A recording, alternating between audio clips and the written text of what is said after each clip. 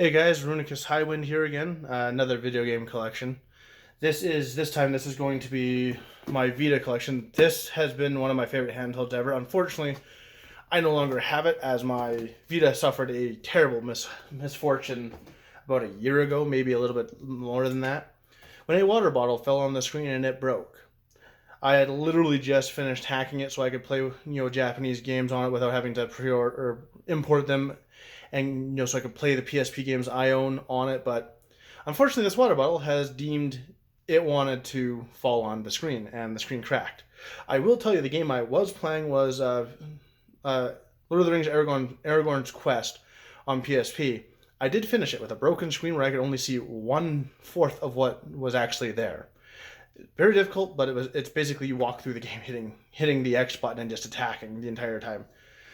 But without further ado, let's get into the games that I have for a system I can no longer play, at least right now. Conception 2, Children of the Seven Stars. I never played the first one, but the concept of this one, obviously, where you're making children or the star children, was fun, and it's Atlas. I have this thing where I have to buy Atlas titles when I find them, otherwise I just don't have any other reason to grab them.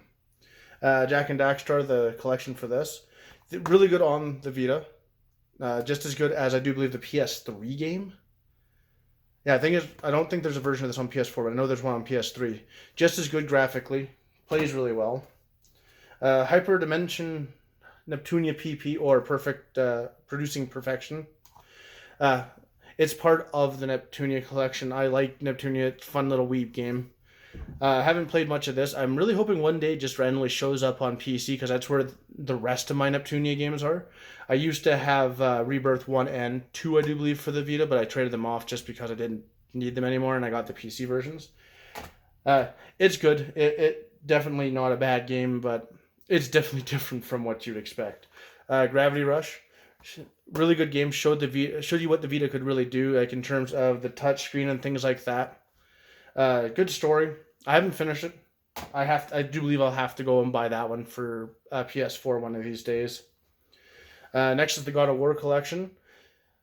Get the console version of this, not the Vita version of this. It's very muddied, watered down. It's a good way to play it still, but it's very watered down. I got stuck in the same place again on this one as I did with the original PS2 versions, which is sad to say. Final Fantasy X and X2.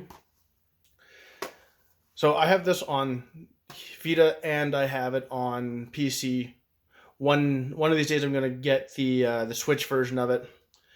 This version I don't recommend, just because you only get 10 on the disc.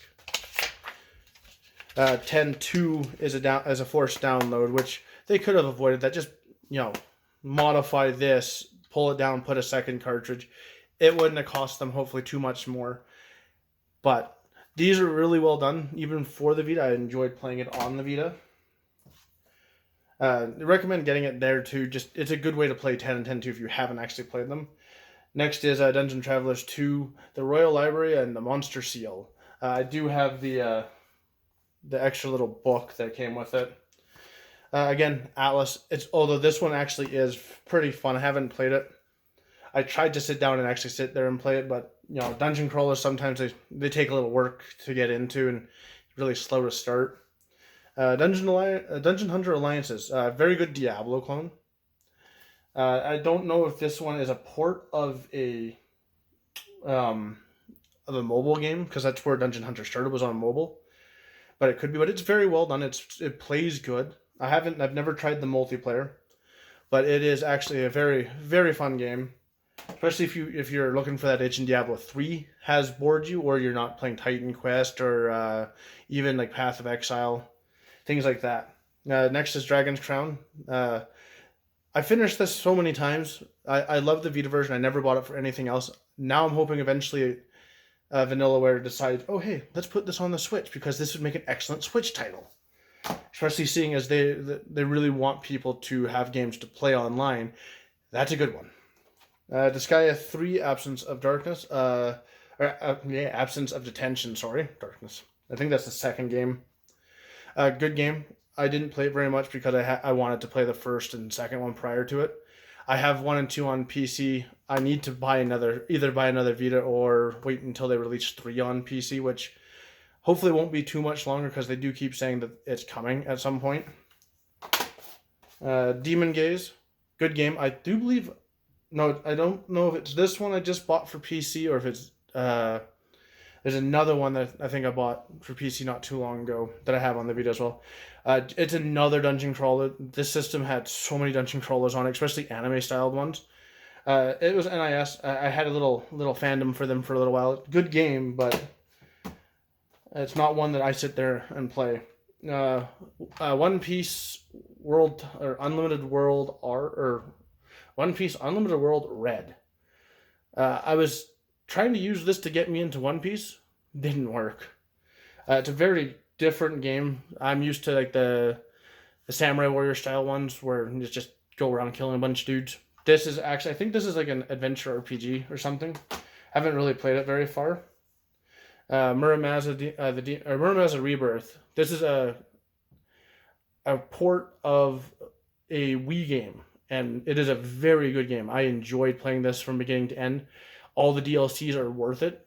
They're also pretty cheap. I think they're only $5-6 each.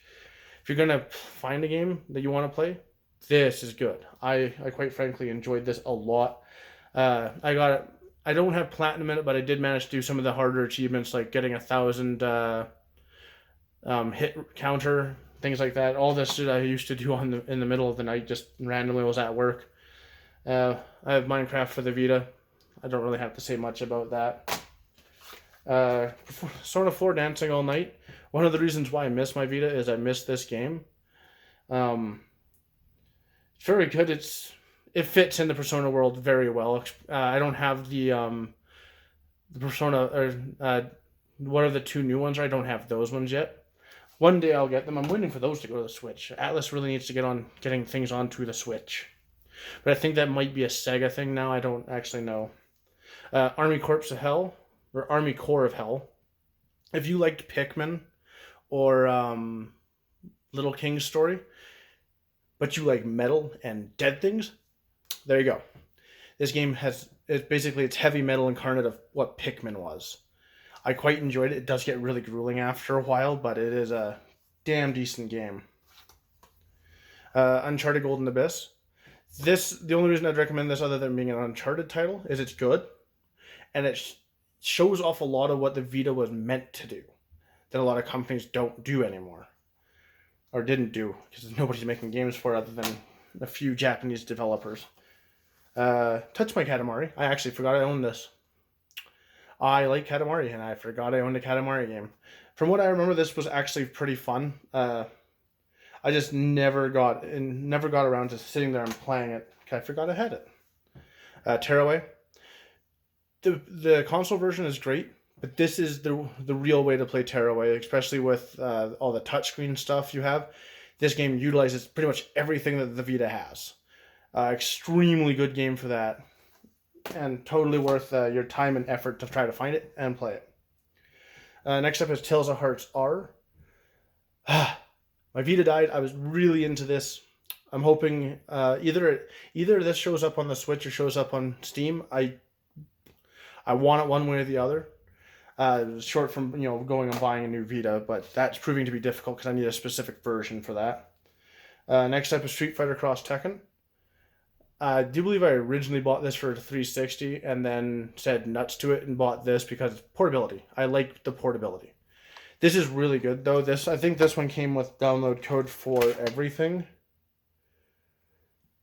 Oh, well, it was an alternate download code for costumes for the PS3 version and the Vita version. It's a good fighter. I really wish they would have continued exploring that a little bit. The Sly Cooper collection. Good game. I'm really upset because now I can't play it. I finished Sly Cooper 1. I do believe I platinumed it. And then got bored of Sly Cooper 2 as, the older sequels. Or the older series like that for PS2. That's exactly what it was. The second game was vastly different than the first game. And then I burnt out pretty quickly on it. Then I've got Ragnarok Odyssey. This is the original version of it, not Ragnarok Odyssey Ace, which I do believe is the updated version. Didn't really care for this. It's not a good Monster Hunter clone. PlayStation All-Stars Battle Royale. Very good attempt for Sony trying to monopolize Smash Brothers. Choices of characters were a little weird, but I mean their first party series are so much more random than what Nintendo's were. And by far my all-time favorite game on the Vita, Persona 4 Golden. I have this on the PS2. I've never played the PS2 version, but I've heard that this version specifically has like 100+ hours of extra stuff that the original version didn't have. If you're going to pick up a Vita, this game is a definite must, even if you're not into Shin Megami Tensei. But this is a very good game. I guess one of the actual final games I have is Black Ops Declassified. I don't know where that ran off to. I don't have a case for it. It's probably sitting in the carrying case I have. But that is my Vita. I hope to get a new one soon. It's a really misunderstood system, especially now that it's super easy to hack it. Hopefully one of these days I'll find another one and be able to get what I want. But that was everything, folks. Hopefully I'll see you again soon. Ciao.